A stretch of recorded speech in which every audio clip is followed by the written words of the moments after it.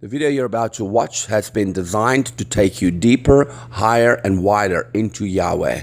Enjoy, and please subscribe. Thank you.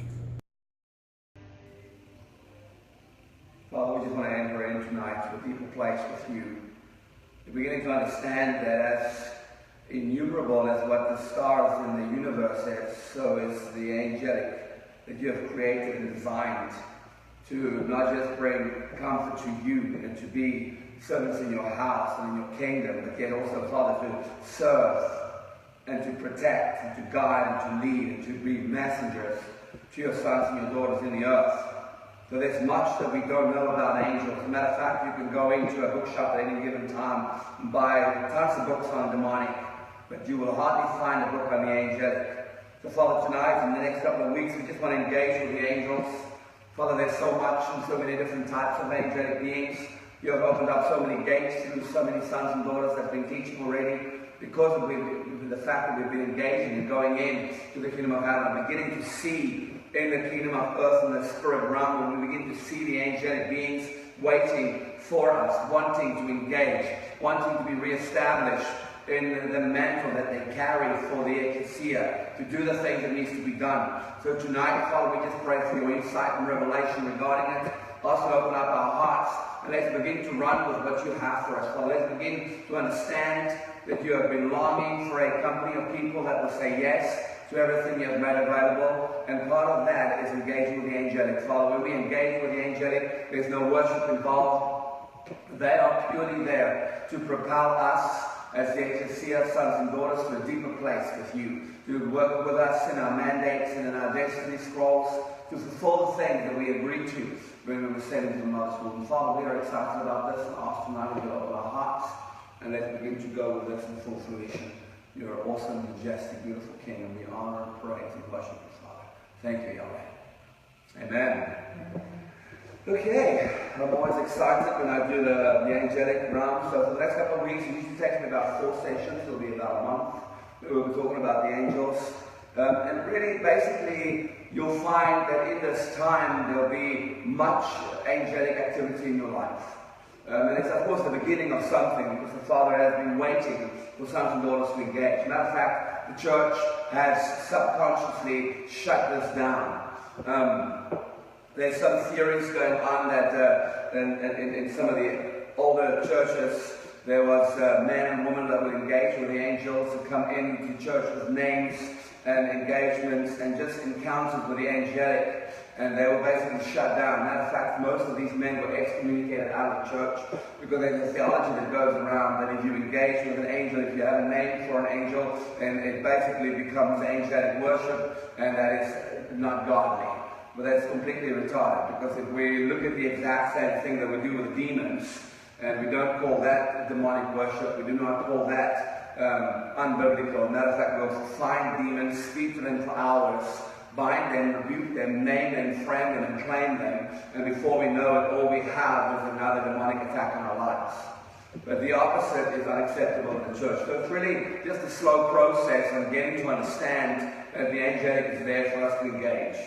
Right now, in the 7 years that I've been engaging in these revelations, I've had the privilege of really stepping into the spirit realm and really just seeing and engaging with many different angels. As a matter of fact, in my daily walk, I would on average see between 10 and 15 angels. And I know that sounds kind of crazy, but it is not what you think it is. It's not a bunch of angels just walking around and I can physically see them in the spirit.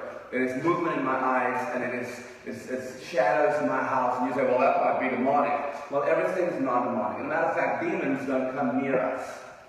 It's only when we engage with them, and that's what the church has been doing for the last 500 years, engaging with the angelic, framing them, because we forget that our breath, as a born-again spirit being, not the morning dragon breath. I'm talking about the normal breath you breathe out that keeps you alive, is designed and created to frame.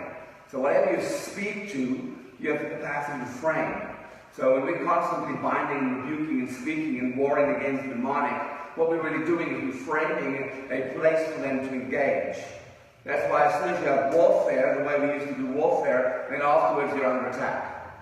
I mean, 90% of my church life, I was under attack. And the people that I was with, that warfare, sons and daughters, they're all under attack. The church is always under attack. Doesn't that sound kind of ridiculous? Yeah. The Bible says the gates of hell will not prevail. Not the gates of heaven won't prevail. So something needs to change, right? But we're beginning to understand, we don't need to talk to them, and when we do the way we have done it, we're framing a place for them to engage. But it's the same way around when we start engaging with the angelic. They are eagerly waiting to engage with you. Eagerly. I remember being in a meeting with my spiritual father, and they were having an 8-hour worship night evening. So it'll be like it was actually a 12-hour. It started at 6 o'clock, and they would go right through the night until the next morning, 6 o'clock. I couldn't be there the whole time, but I could be there for a little while. And it was kind of right in the beginning of after a spirit school. And I was just engaging with them. We were worshiping. It was a really good time. The lady that basically did this meeting, Micah, she's an incredible worshiper. It was just a really powerful time. And I remember this was one of the very first serious encounters that I had with an angelic being. I was engaging in the spirit, and I was just worshiping, and I kind of felt a tap on my shoulder. And as I turned around, it was like my whole body kind of shifted, and my spirit stepped out of my body, right out of the building, and looked into a different atmosphere. And as I turned around, so it was weird. I wasn't just turning around. It was like turning around and jumping out, climbing out of my normal body, stepping into the spirit as a 150, 200 feet being. And as I did that, I looked into the eyes of this angel called himself Marco, and he immediately introduced himself to me as Marco. He said, "Sir, my name is Marco, and I need to talk to you." And it was like serious. And he started engaging with me, started revealing certain secrets and mysteries to me about the area and what needs to be done. And this was the beginning of an engagement I've had where the Father has taken me to the mountain of gold, and I was introduced by wisdom to engage with an angel on the mountain of gold called Metrodome. And what he basically did for me is he gave me 5 keys. And the 5 keys he gave me, they explained to me that the keys needed to go to 4 different people within the different states that have schools, and they will be the window that will open dimensions of what the Father wants to bring into the state and into the nation for the season that the Father is working at these specific revelations. And then he started elevating me to go into different schools and present these keys to the leaders the Father showed me. And Marco was one of the first angels that operated in a certain district that needed to be placed on a mountain. So there was a dragon that needed to be slain, where the angelic being that was meant to watch over the mountain was waiting for a son or daughter to occupy that space again. Now, I'll go into detail regarding that at a later stage, but the idea of mountains in the spirit is that it is this place of rulership. It's where dragons and giants have occupied spaces that Christians weren't using. So we forget that Satan has no kingdom, but whatever space in the spirit realm is not used. When I say spirit realm, understand that there's the kingdom of earth has a spirit realm. That's the spirit realm I'm talking about. Satan does not have access into the kingdom of heaven, right? Because that's the spirit realm that we are supposed to live and move out of our being, and that's the realm that the Father wants you to operate from 24/7. But when you shift into the atmosphere of the earth, you go into the spirit realm here, there is demonic entities, powers, principalities that has the capacity to rule because sons and daughters haven't taken back what belongs to us. And we call that mountains. So it's not a physical mountain, it's a place, a sphere of rule that the enemy has hands to. So there's a power or principality, a dragon or a giant that occupies that mountain, and he has control over the revelation that comes into the ecclesia. He has control over the trading and that which we sow into. That's where much of the revelation of the church comes from. So it's pure revelation that comes from the heart of God, but the source that it is given by is not pure. That's why it's only a half truth. How do you understand a half truth is a lie? Right? And we've at the moment that in the church we've heard so much of a half truth that we cannot base what we know on a full fruition of what the Father wants to bring in. Because we've only had the Word. One dimension of the Word. One dimension of what the Father wants us to engage, and we've made that whole. And of course we're beginning to understand that something needs to change in our perception regarding the Word, because the Word is not the Bible. It's just a small portion. But as I was engaging with Marco, what came to the conclusion is I had these 4 keys. One was mine, and I needed to give these keys to 4 people. The pastor that was at that church, he was the very first pastor that I gave this key to. Not spiritual, he didn't understand anything. Matter of fact, I think he was dumbstruck. Everyone was like, what is this guy talking about? It was weird. My father understood what I was talking about. He saw the same thing in the spirit. It was very powerful. I mean, if you understood it, you'd be blown away. It was really intense, and the prophetic words that came out to him was incredible. It was all associated with Marco. He is a warring angel. In this time, I've met with different angels. I don't always remember all the names. Do you remember everybody's name that you engage with? We just don't. And if you meet an angel, you're going to remember his name. Yeah, but not if you meet between 15 and 20 angels a day, every day for the last 7 years. It's just that there's some angels that I really need to engage with, and I'll remember their names. I mean, I can engage with them once and I don't remember their names.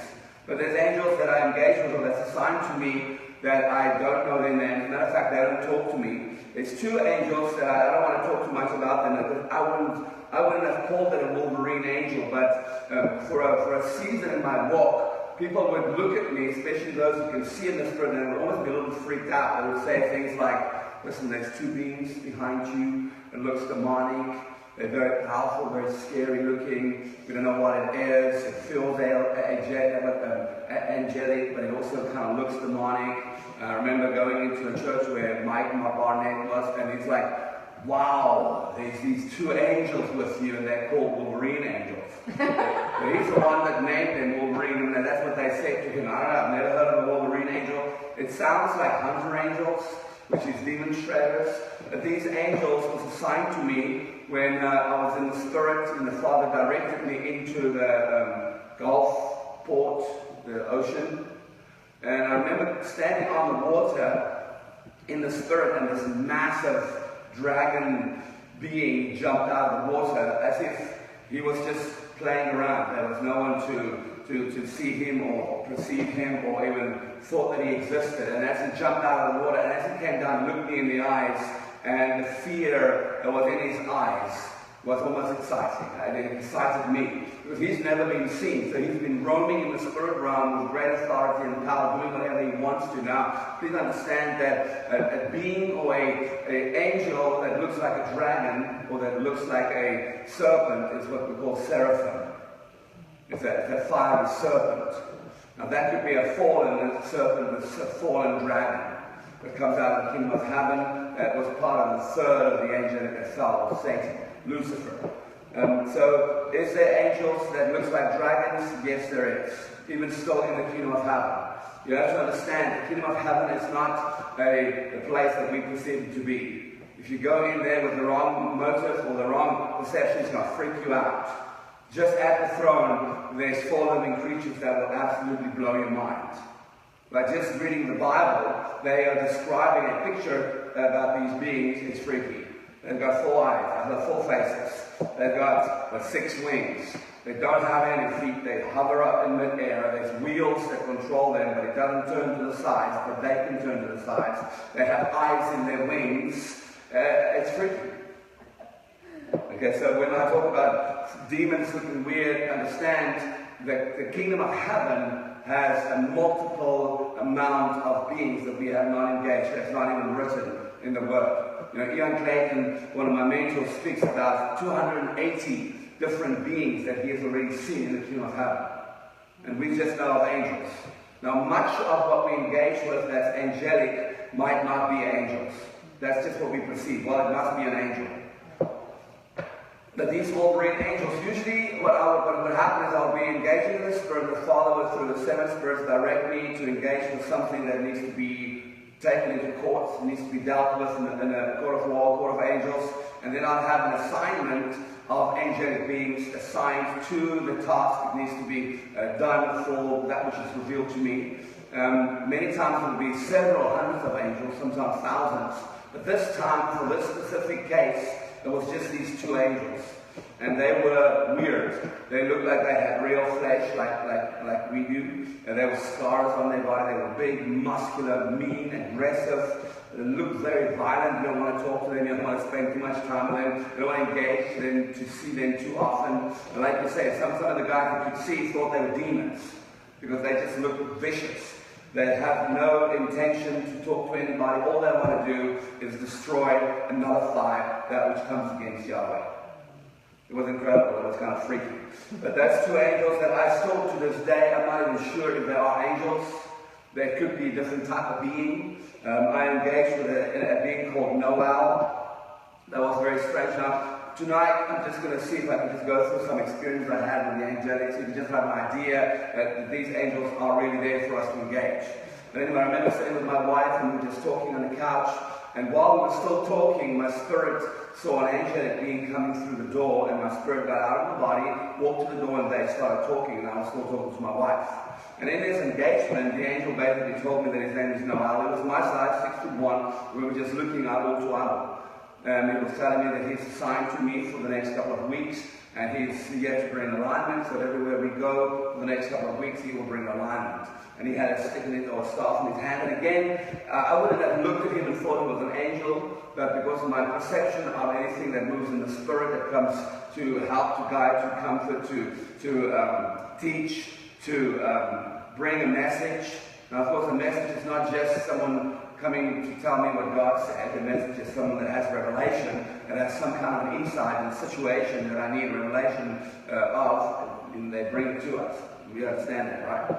But I remember the first night the night I engaged with him, I was on my way to Dennis Springs. We're doing a spirit school there, and in the soaking session, my spirit kind of went out of my body into the atmosphere. It was up at about 250, maybe 300 feet, just overlooking the city, just embracing the city, breathing the breath of Yahweh and His glory and fire into the city, just to kind of overshadow it.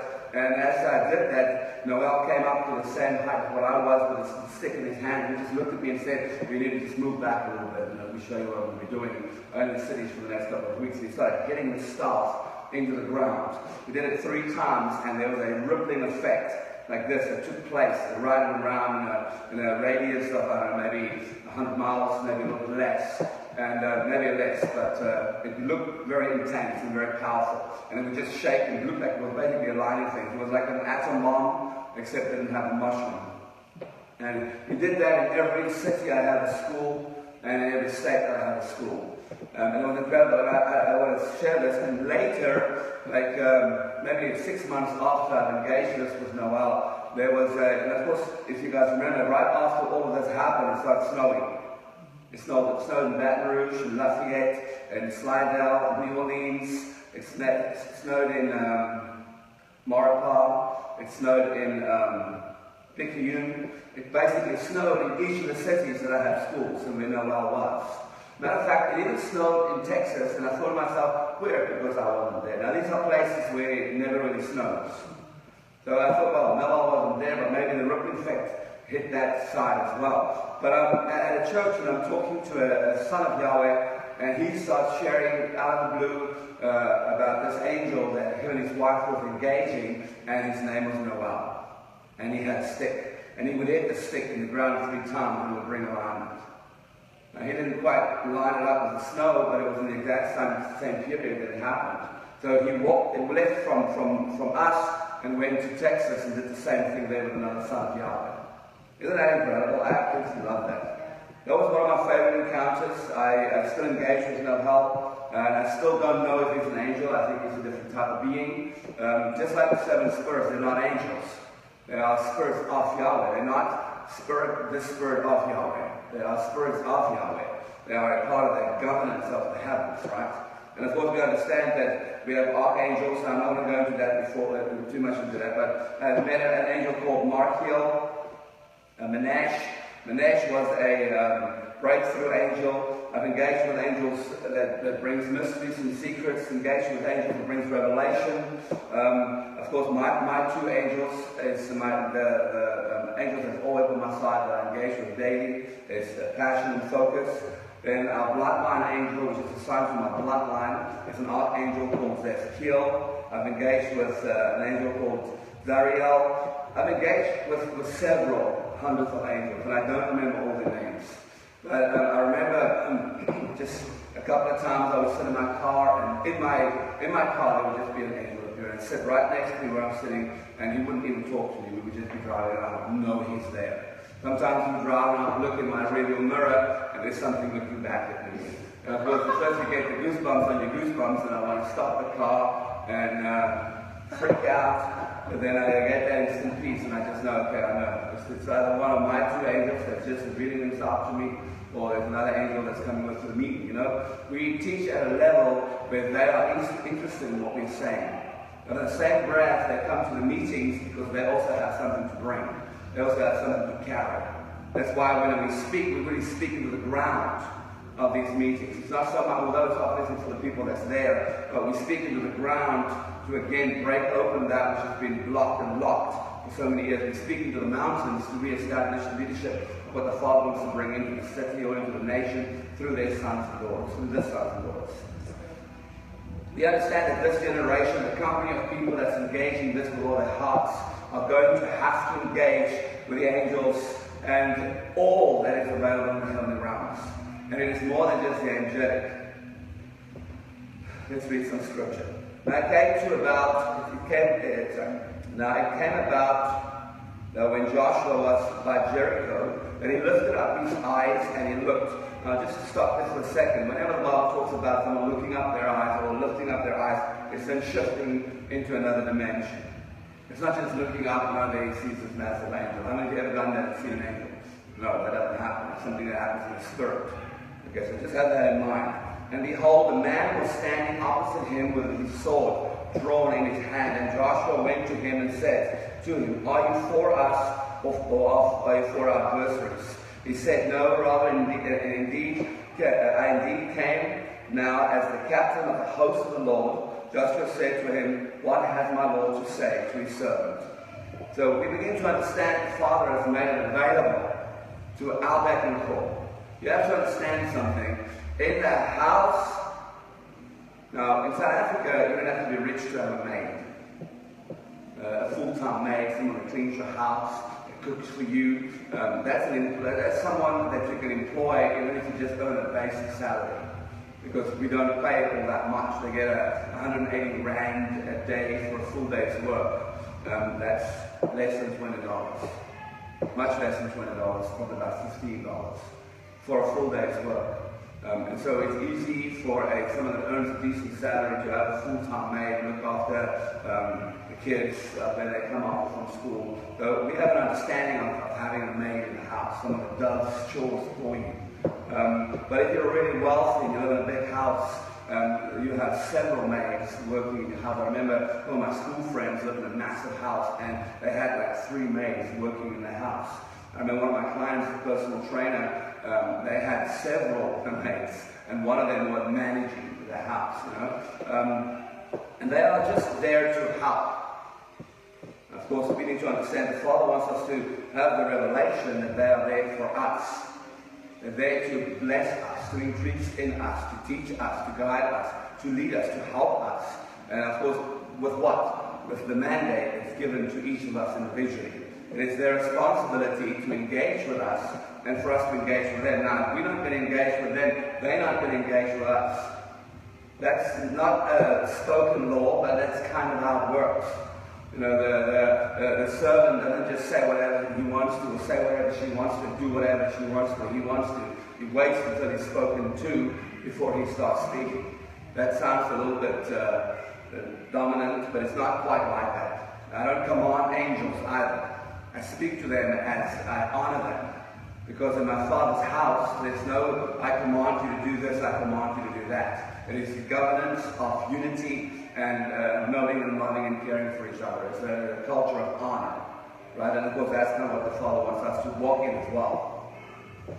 So, although we can easily read over a phrase like, he lifted up his eyes, it suggests that Joshua was seeing into a different realm or dominion, not this earthly one. We kind of get to that conclusion, right? we also begin to understand that there's at least 283 references to angels in the Bible, so it's not something new.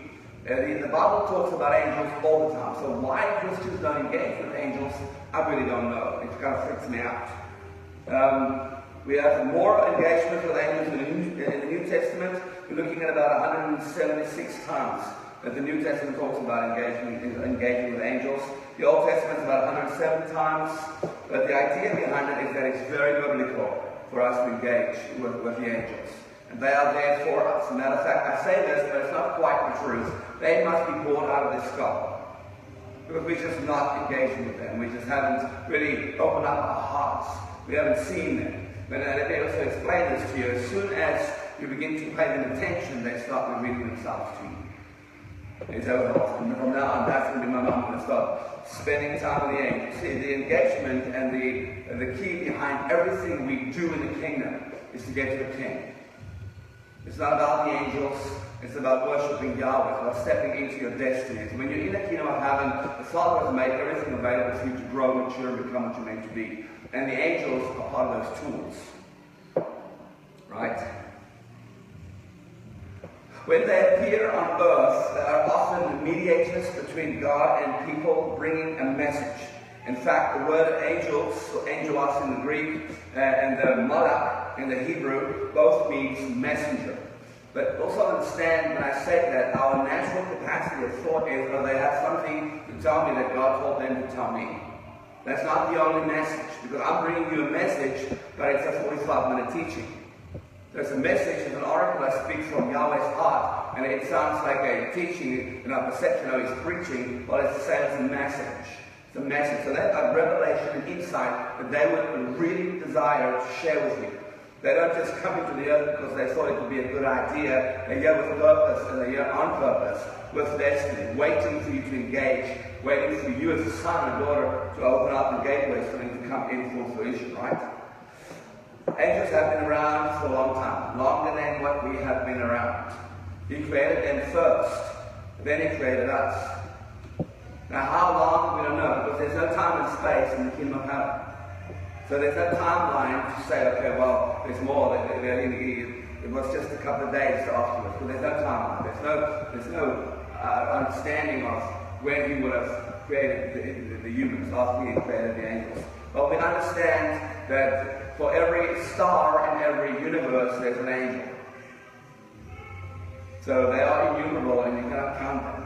Just around the throne of Yeshua, or the throne of Yahweh, the Bible tells us there's 10,000 times 10,000. That's 100 million.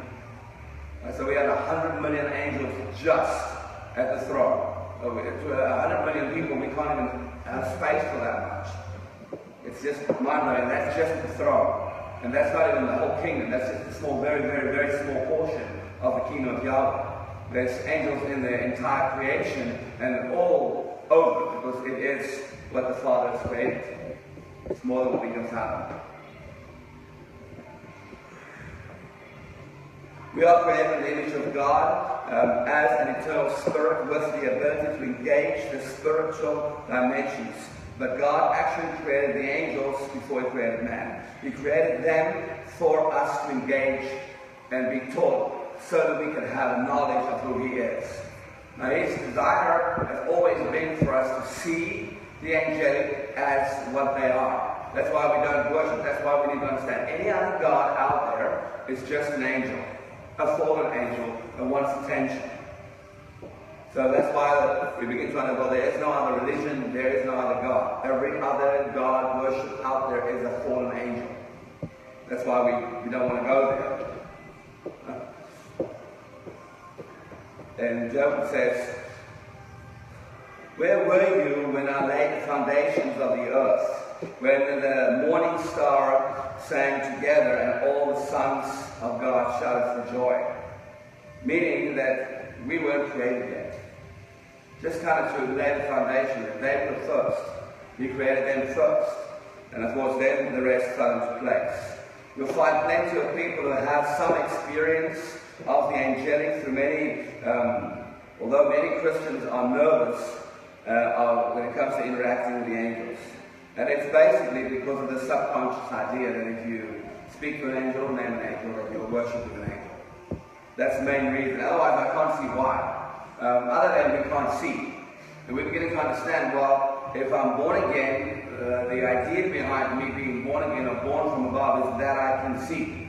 So if you can't see, first of all, most of the time that we can't see is because we have never trained our eyes. And there's no teachings out there that actually teaches our eyes to see. But slowly but surely we're beginning to understand that it's your inward sight, your imagination, and it's your responsibility to grow that as you go deeper into what the Spirit reveals. That's why you have to divide soul and spirit, right? We've done all of that. How you guys doing? What are angels? In Hebrews it says this, and of the angels he said, who makes his angels winds, and his ministers of a flame of fire. They are they not all ministering spirits sent out to render service for the sake of those who will inherit salvation. Now, the understanding of that is there's no other created being that can inherit salvation but us. Right? So whenever we find winds and flames in Scripture, such as at Pentecost, it is very likely that angels were around. As a matter of fact, and I've said this before, I remember I was doing some pull-ups in the gym, and it's a pretty tough exercise when you weigh 300 pounds. And as I jumped down onto the ground after my last rep, I was busy engaging while I was doing this, and as I landed, I was kind of a little bit dizzy, and in this dizzy spell, the two kingdoms that I was engaging in merged. And I could physically see, while I was looking at the other people that was there, how the angels were walking through some people, and I could hear a buzzing like bees, as the frequency was extremely loud in the room. But the two kingdoms merged, and I could physically see all these hundreds and thousands of angels just walking around, like it would be in a very busy street or a very busy company where everyone's just kind of walking and talking at the same time. It was quite intense. Of course, the Father wants us to begin to see this.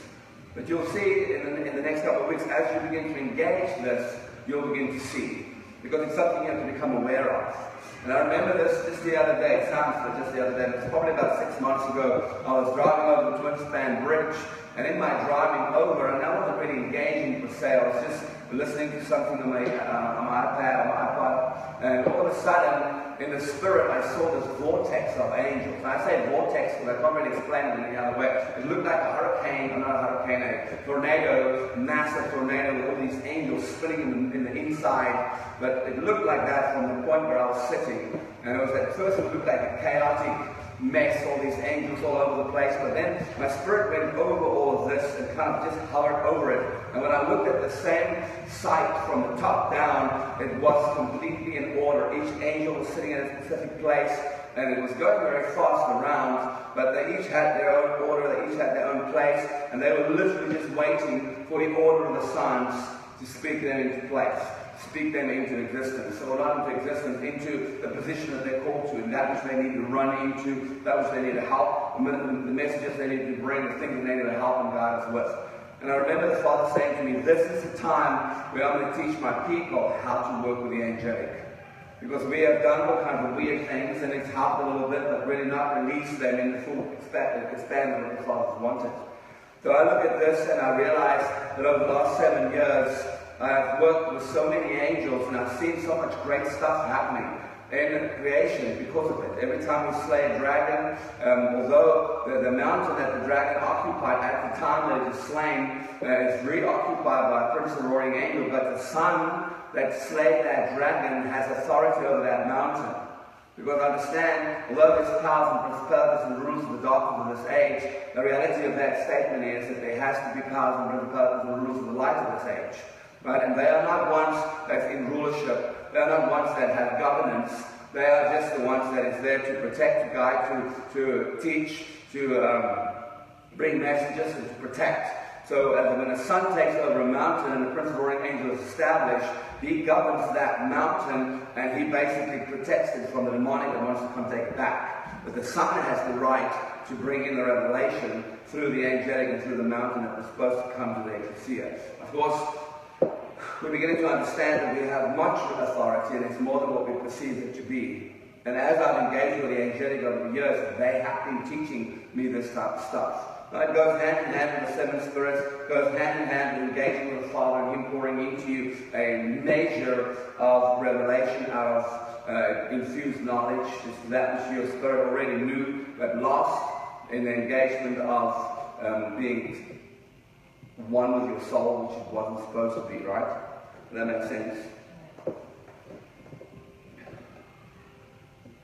They are actively involved in our lives, keeping us safe. Sometimes, of course, we understand for most of us, they have to work overtime. I don't know about you, but when I was at a time in my life that I was, in 1 year, I was in 10 car accidents. Literally, 10 car accidents. It wasn't, most of the time I didn't get hurt, but one of the times I did, I broke my leg, a tibia, or my tibia, or the little bone. I don't know which one it is, the tibia or the tibia. Anybody going once, going twice? Anyway, it was the little one next to the big one. And I broke it in 2 places. It was a nasty car accident. My friend almost died next to us. My friend in the back almost broke his neck. It was intense. We were drunk, of course. Thank you so much. And I think our angels were going, oh, what are we going to do with these morons? But it happened several times. And that year, like I said, 10 accidents. And most of the time I was fine. I was backslidden Christian, so my angels knew my destiny and knew what they needed to protect. It was exciting. But we understand that we have always had angelic beings looking after us. And of course, they look after us until we become sons and daughters. And then we start looking after them. Because I remember there was a stage in our walk where each of our kids would reach a certain age. It was 2. And when they reached 2, we were taken to a child care. We didn't need to because me and my wife both didn't really work out. When I was a personal trainer, but I worked from 5 in the morning until 1 in the afternoon, and I was finished for the day. And then she would be around the house until 1, and then we'd have to go work at the church. And then it would be a nice idea to leave the kid with somebody so that we can actually go and do stuff, because otherwise you can't do what you want to do if there's a baby crawling around. So we had a lady that looked after our kids. She would come in at night, 8 o'clock in the morning, and she would look after him until he was 2 years old. But she was just the maid. She had no authority over me or my wife, but she had the right to discipline my child. She had the right to make sure he does what she tells him to do. And she wasn't violent or aggressive. And I accidentally, and I say accidentally, but it actually was an accident, I accidentally left my video camera running one day. And so we caught her for the whole day on camera. And while me and my mom was listening or watching this, not quite every minute of it, but it was incredible to see how much she actually cared for our son, and how much she really did put into his life. But what I'm trying to say is that even if he, at this age, at 10, 11 years old, he wouldn't have authority over her. He would still just be the child that she looked after. But by the time he's a grown man, it'll be a whole different story. They'll be friends, and she will no longer have to look after him. I'm trying to get a point across. So we have been in the house, in the spirit, where they've looked after us, and they've cleaned our mess, and they've done everything. And now we're growing up, they are still exactly that. So now that we have the authority and the power, we're beginning to step into our position as sons and daughters. It's not about, hey, you, come here in the name of Jesus. I command you to go do this and that. These people, or these beings, have become intimately acquainted with us. It's not about commanding. It's not about telling them what to do. We are friends and friendly to each other. That's where the whole honor comes from. I'm trying to get a point across, and I hope that makes sense. Because, the lady that works in our house, she cleaned our house and she looked after our kids. But she was a friend of us. We paid her a decent salary. Wouldn't be decent if I say it, right? Not in America, it won't be decent. But in South Africa, it was kind of decent for what she did. It was a good salary. But we became friends and we cared for her. By the time we couldn't or didn't want her to look after him anymore, we already asked one of our friends to take her over. And he paid her even better salary because she had to look after and do more for him. But we became friends and we really loved and cared for her. And that's the same with the angelic. You know, the first time I ever saw my angels, it wasn't, oh, well, you have been doing your job. It was like, thank you. Because I realized in the amount of times in my life that I did stupid things. I mean, I was a bouncer in nightclubs for several years with a big 45 in my pocket, stoned out of my skull on ecstasy and cocaine and acid, walking around with a 45 caliber gun in your pocket. Not even in my pocket, in my pants. So whether this is a good idea or not, but these angels constantly looked after us. You know, they were there for me and my wife. My wife was even worse than me. I mean, she, by the age of 16, now by the age of 12, she's left the house 3 times already, moved out by the time she was 14. By the age of 16, she overdosed on 12 grams of cocaine, done all kinds of things. She was into all kinds of Satanism, witchcraft, all kinds of weird things. As a matter of fact, when she got born again, a group of her friends also got born again in the same kind of industry. And they all started going to a home cell, which is part of a big church. You know, they break up into smaller portions during the week to gather together and to listen to the message that was spoke of on Sunday. And of course, that was a very strange home cell because everyone was ex-Satanists and ex-witches. And as a matter of fact, they still talk about that home cell in the church because it was so chaotic. It was just crazy. But our angels are, eventually when you start engaging with them, you realize, well, these beings are in trouble. They've kept me alive several times. Right. You guys okay? Yes. For he will command his angels concerning you to guard you in all your ways. Isn't that awesome? I just want to see if we can go over a list of basic angels. I say basic angels, but there's so many different types of angels. I'm going to read a list of the type of angels that we know of up to this point. There could be more, it could be many more different ones, but this is something that I've engaged, what I've understood, even what I was taught in theology. So we're looking at guardian angels, what I was just talking about now. We talk about archangels, the seraphim, the cherubim. And the cherubim is the angelic beings that was over the ark of the mercy seat, right? And Satan was one of them.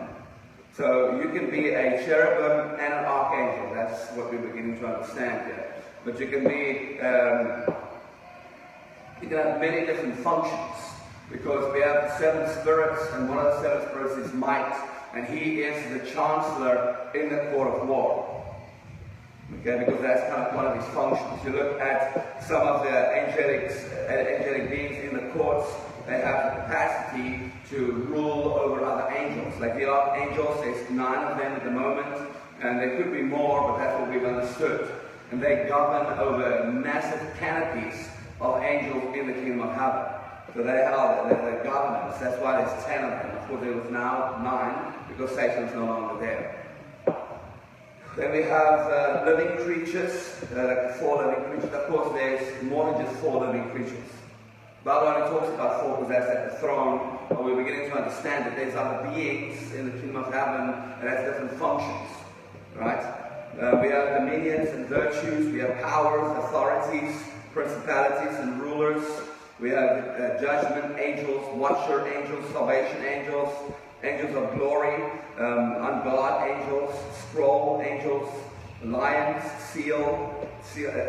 angels that seal certain things into place, angels that brings mandate, scientific angels, specific tasks within creation. We have holiness angels, grace angels, art angels.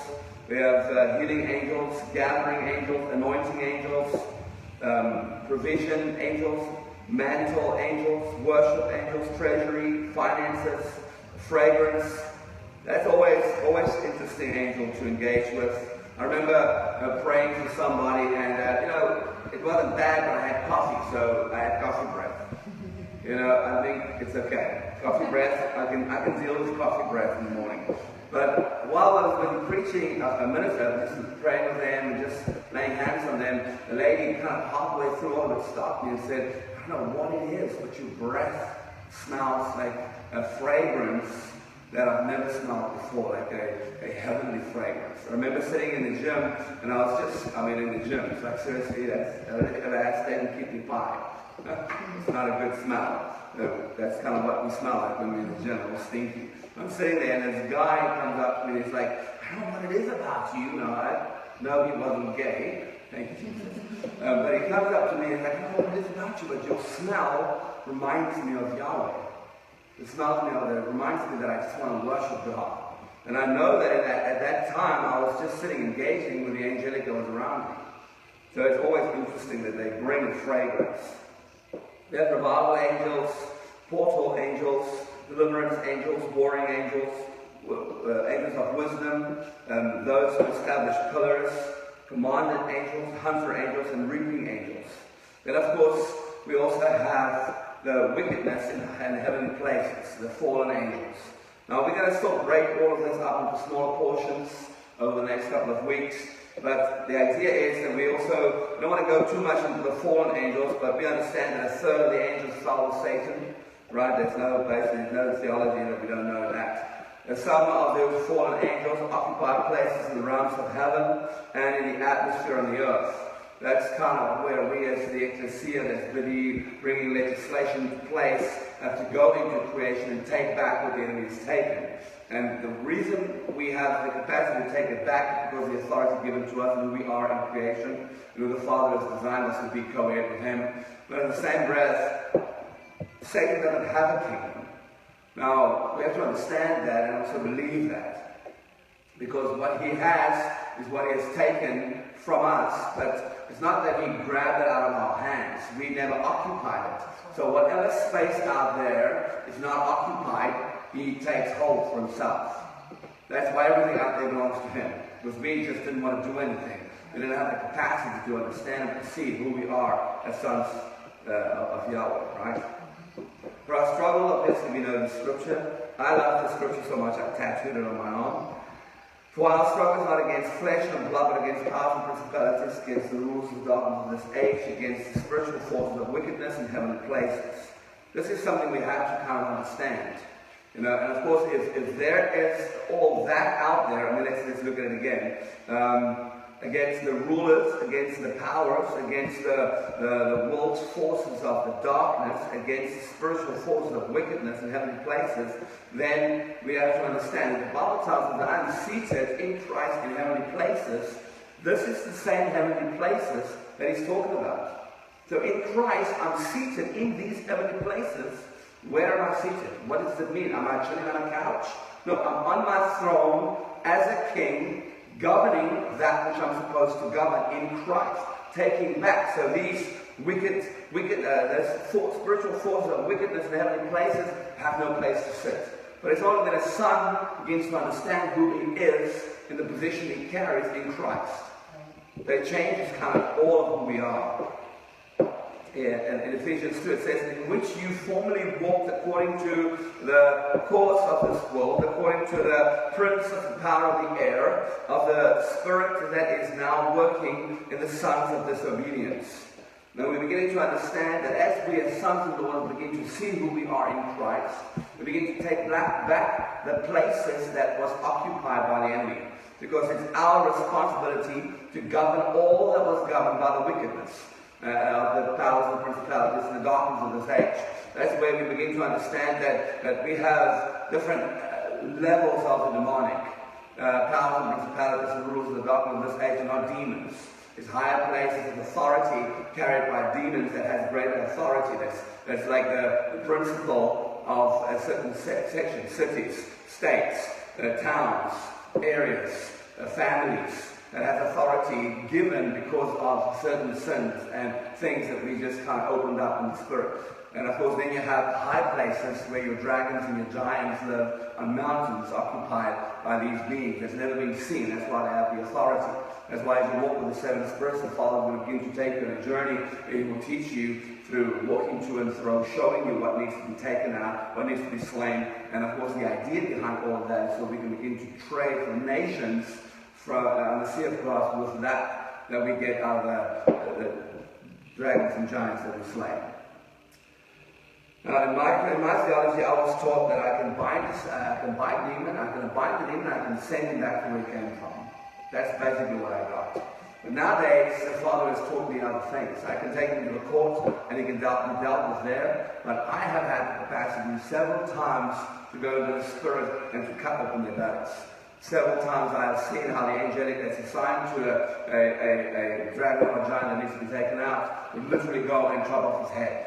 I personally have seen myself as a spirit being put my sword into the throat of the dragon and run down all the way to his tail, and everything that comes out of his belly is diamonds and rubies and gold and revelation and insight and books and scrolls, and so much so that I can't even express it. I can take all of that in the spirit and put it in my mountain, where I then begin to trade for that city, or for that state, or for that nation that dragon came out of.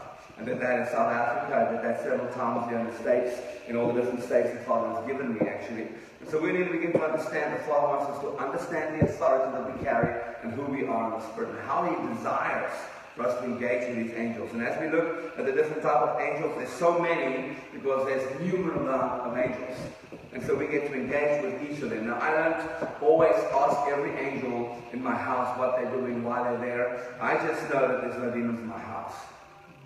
And I know this sounds funny, but I remember when I just moved to America, we constantly had, like in the house we lived there, doors would come open, and I never cared too much for it. I was always up at like 5 o'clock in the morning. The guy that we lived with, he had fibromyalgia.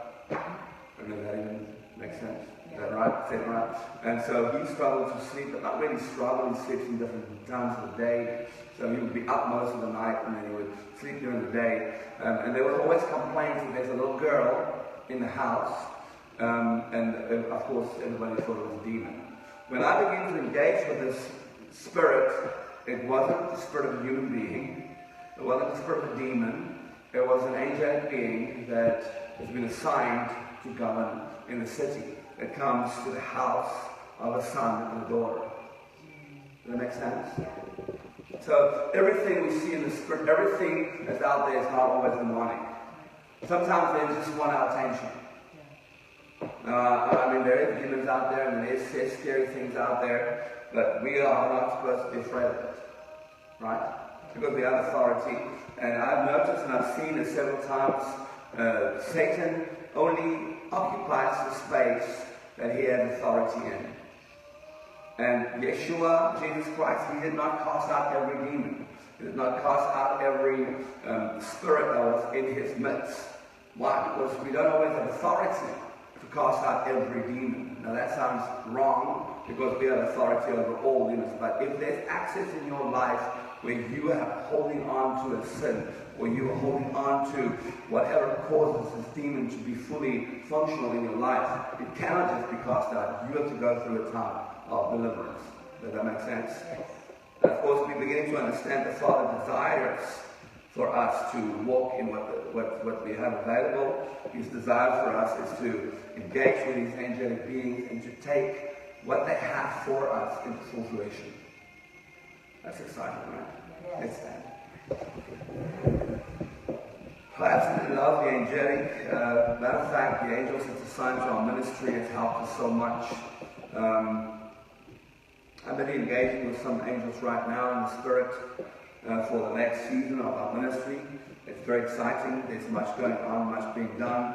But I'll talk about that at a later stage a little bit more as we kind of discuss what needs to be happening more intensely. I'll begin to share that a little bit more. But Father, we just want to thank you and praise you that we are beginning to understand the reality of the angelic, and that we are allowed to engage with them. Matter of fact, they have waited for us to engage with them, Lord. And even the angels that's here in this room tonight, we honor them, we respect them, Father. We don't worship angels. We worship you, and we glorify and magnify you. Engaging with an angel is not worship. Knowing an angel's name is not worship, Father. I hear a name in my spirit. The first time I heard Zephiel, I thought it was stupid. I didn't understand it. I thought I was just making it up. And then I read the book of Noah, Enoch, and he talks about the angel of Zephiel as an archangel. I didn't know that until then, of course, I heard this name and I Googled it, and because of what the book of Enoch talks about, Google got to tell me the archangel's name, what he does, what he brings, what the angel brings to those he is assigned to. And it's incredible. So Father, as we begin to engage with the angelic, everything starts to fall into place. I know that even if I listen to Mike Barnett, my spiritual brother, which I love and honor very much, on his farm where he lives, there's angelic portholes where these angels just go in and out as they will, going in from different states, different countries, different nations, doing different things. And they've got a porthole right there where all this happens. The activity on that farm is incredible. But Father, we know that as we engage and as we begin to go deeper into what you've made available, things become more real, things become more intense, and the reality of these beings becomes so intense because they have longed for us to engage with them so that things can begin to fall into place, so we can begin to draw on them and understand what they have made available for us and what is available for us through them to begin to establish, to begin to bring alignment into the creation. So Father, we want to love them, we want to honor them, we want to thank you for what you've opened up for us, and we want to thank you for who you are. We worship and glorify and magnify you, my King and Majestic. In Jesus' name.